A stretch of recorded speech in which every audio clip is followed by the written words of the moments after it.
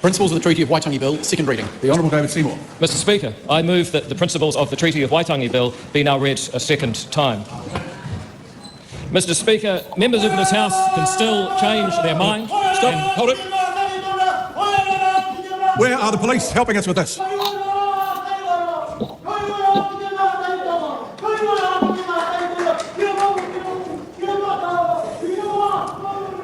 let me make it very clear. Anyone else in here thinks that that's an acceptable intervention in the activities of this Parliament will be treated harshly by the officers of the law who are here. Completely unacceptable. We live in a democracy. This is the place where opinions are given, not from the gallery. The Honourable David Seymour. Thank you, Mr Speaker. Members of this House can still change their mind and send this bill onwards to a referendum of the people. And I ask that members listen carefully to understand the choice they'll be denying the New Zealand people if they oppose this bill. 5 decades ago, this House passed the Treaty of Waitangi Act, saying that the treaty had principles, but failing to say what they were, and those principles as a concept are not going away. The National Party New Zealand First commitment to review the principles will not get rid of them. The review will not touch the Treaty of Waitangi Act itself, and it will only review other bills with the help of Te Puni Kokiri. With the unelected Parliament silent on the principles for 50 years, the unelected judges, the Waitangi Tribunal and the public servants have defined them instead. They say the treaty is a, quote, partnership between races. They say one race has a special place in New Zealand. The effects of these principles have become more and more obvious lately. We've seen a separate Māori health authority. We're going to hear the balance of this speech and all others in silence. It's not a matter to be excited about. It's a parliamentary process.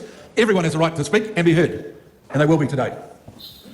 We've seen a separate Māori health authority. We've seen resource management decisions held up for years awaiting cultural impact assessments due to treaty principles in the RMA. We've seen half the seats governing Three Waters infrastructure reserved for 1/6 of the population. We've seen public entities appoint 2 chief executives to represent each side of this so-called partnership between races. And we've seen a history curriculum teach children to believe history is a simple story of victims and villains divided by their ancestry. Some will say that a government can change these policies case by case. And indeed, I'm proud to be part of a government that is doing that. The problem is, though, that another government can just as easily bring them back if the bad ideas behind these policies are not confronted. And that's why we see professional bodies, universities, the public service and schools nurturing the divisive idea that the treaty is a partnership, hoping it will grow again at some future time.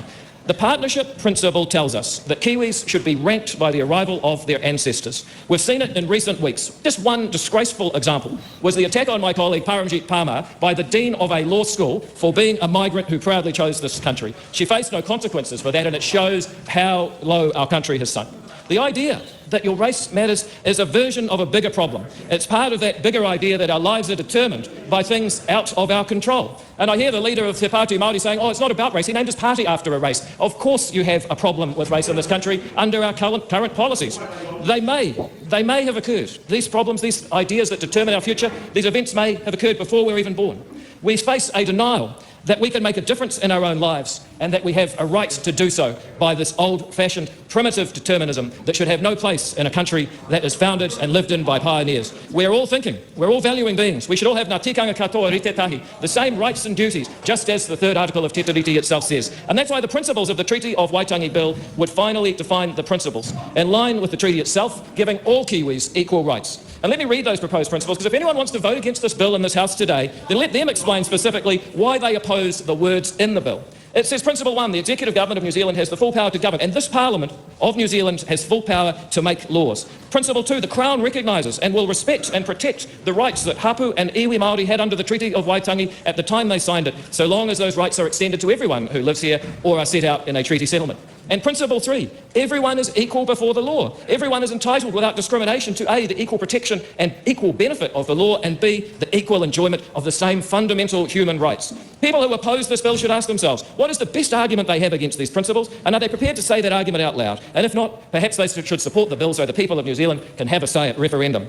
I now turn to the submissions from the Select Committee, and I'd like to thank the Chair and most of the members of the committee. They heard 80 hours of submissions, nearly a record. However, submissions are not a referendum. If MPs believe that the bill should be passed depending on public opinion, they should front up, vote for the bill and send it to an actual referendum, which is what the bill does. There are many bills that have attracted large numbers of opposing submissions and yet been very popular with the general public. End-of-life choice, abortion law reform, both had 90% of submissions against them at Select Committee but proved overwhelmingly popular with the public. And so it is with the principles I've just read out that on average enjoy support from the public by 2 to 1 when all New Zealanders are asked on an equal basis. Select Committees, while they may not tell us about numbers, can though tell us about ideas. And I believe that this submission submission process has actually been very useful. Some argued against the bill's first principle that this Parliament has the full power to make laws. They said that the chiefs never ceded sovereignty when they signed the treaty. What they cannot explain is how a society is supposed to work without clear laws that apply equally to all. The answer is that does not and cannot work. People who believe that, for example, that an American county or an Indian band in Canada having limited jurisdiction and a limited territory is the same as shared sovereignty are not taking the issue seriously. Still others argue that maybe Parliament can make laws, but not this law. What they're really saying is our constitutional future can be decided by the unelected, but not the elected, and certainly not the people in a referendum. Those are the fundamentally undemocratic propositions anyone opposing this bill is really signing up to, that they do not trust the New Zealand people to determine their constitutional future, and I'm so proud to stand for the one party in this House that most certainly does. There were two objections that cancelled each other out. One said the bill isn't needed because Māori don't actually have special rights in New Zealand. Other objectors said the bill is an abomination because it denies Māori equal rights. Which one is it? It can't be both. Well, the truth is that we are all equal deep down, but too many of our policies aim to treat people differently based on their ancestry. This is why we have to remove that idea that New Zealanders have different rights and are ranked by the arrival of their ancestors. A more interesting objective is that Māori have group rights to such things as language and culture. Some Māori have been told this bill will take away their mana, their reo and their tikanga, but that is simply untrue. This bill supports all people to cherish their taonga. If we're going to have Diwali, Lunar New Year, the Highland Games, of course we should have kapa haka. We have media in many languages. There's no reason not to have te reo Māori. The bill provides for that. We just don't need to divide the country in a partnership between races to do it. Other critics say the bill must be wrong because the bureaucracy said so. Of course they do. If the bureaucrats got it right, we wouldn't need the bill in Parliament. But the problem is what the bureaucracy's invented in the last 40 years is contrary to equal rights and liberal democracy. Finally, some critics say that the debate is divisive. Well, I say it has revealed the division. I say it's revealed a sizable minority of New Zealanders who oppose equal rights, liberal democracy, and treating each person with the same basic dignity. I want to end my speech with a quote from a Jewish man who wrote a book in Christchurch while he was hiding from Nazis in World War II.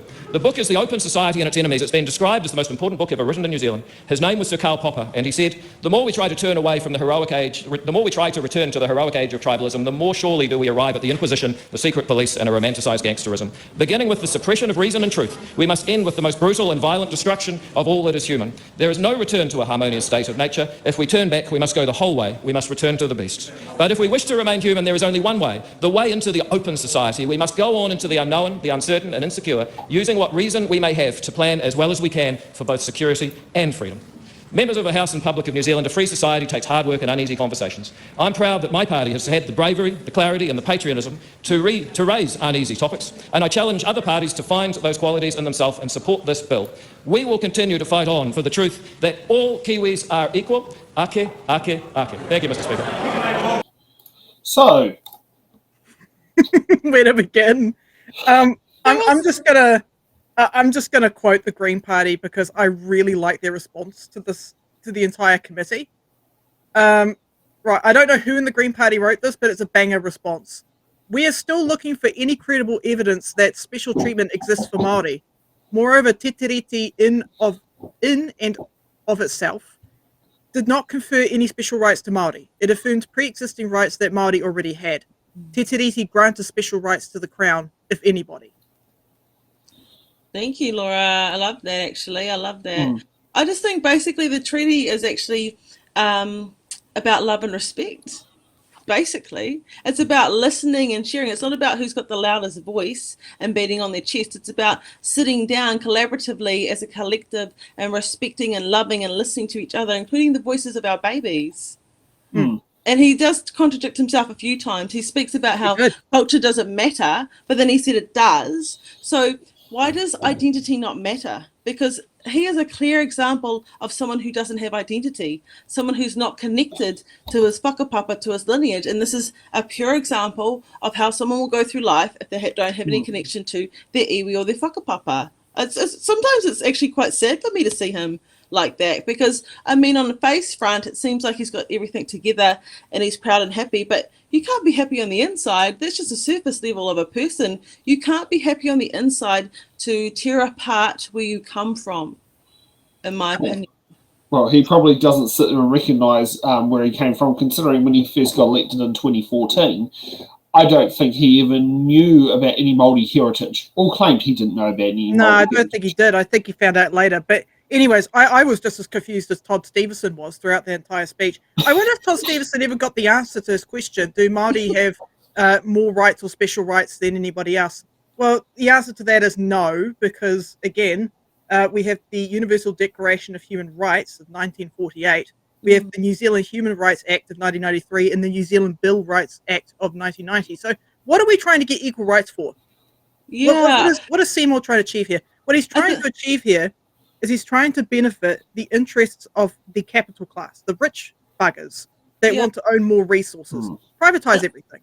And I think that if there's been any sort of wedge driven between Tauiwi and Māori, and if you're new or you don't know that word, Tauiwi just simply means non-Māori. So the only people who are driving that wedge has been New Zealand government time and time again. Yes. They push that narrative, they use that narrative, and that affects all of us. That affects us and our babies. I mean, what a brilliant conundrum for us to solve. Imagine if we could solve this conundrum as a country, as a whenua together with two cultures that can learn and share and grow and evolve together. But what if we could make this a time in history and celebrate that? What if we could get to that point with each other? I mean, we're all in the waka with the navigation. The treaty principles are there to guide us together. You know, I waka eki noa means we're all in this together. It doesn't just say Māori, it doesn't just say Tauiwi, it says people. We always speak as a world view in Te Ao Māori of us collectively, collaboratively. So, I mean, Māori are so inclusive. It's only the New Zealand government, and I think a lot of people don't see this is harming Tauiwi too. Yeah. This harms Tauiwi and Māori, so it's not in anyone's best interest not to have love and respect and to be listened to, but to have a loud voice. You look at where the funding is coming from, right? You look where all the money is coming from. Yeah. For a lot of this anti-Indigenous stuff. You know, we saw it with The Voice in Australia. How much money was coming in from corporate interests. And this bill is no different to that. You look at the people who backed David Seymour and the ACT Party in the elections. Yeah. A lot of it was billionaires and corporations. People who worked in corporations. That's what they care about. That's what this bill is for. It's not for you and Tauiwi. It's not for individuals. It's not for workers. It's for rich buggers. And for me, you just find out you whakapapa Māori. You don't have any identity at all. You've just proven to us that you didn't even know your lineage or your ancestry at all until a couple of years ago. So how can we trust you to guide this waka into navigation and make decisions on behalf of us when you clearly don't even know a thing about yourself? Well, 90% of submitters said that this bill's a piece of trash. You know what? In the future, because we've got David Seymour out there going, "Oh, we're going to do a referendum anyways." You know what? Can we apply that logic to other parties? I want to see some rejected Green Party bills go to a referendum. I want to see some rejected Te Pāti Māori bills go to a referendum. Let's take that logic all the way to the bank. Let's go. Yeah, exactly. Yeah. Let's. I mean, we'll have to look at it. But how many bills that did not pass first reading? Mm. And Let's go. They want to do direct democracy. All right, let's go. Let's.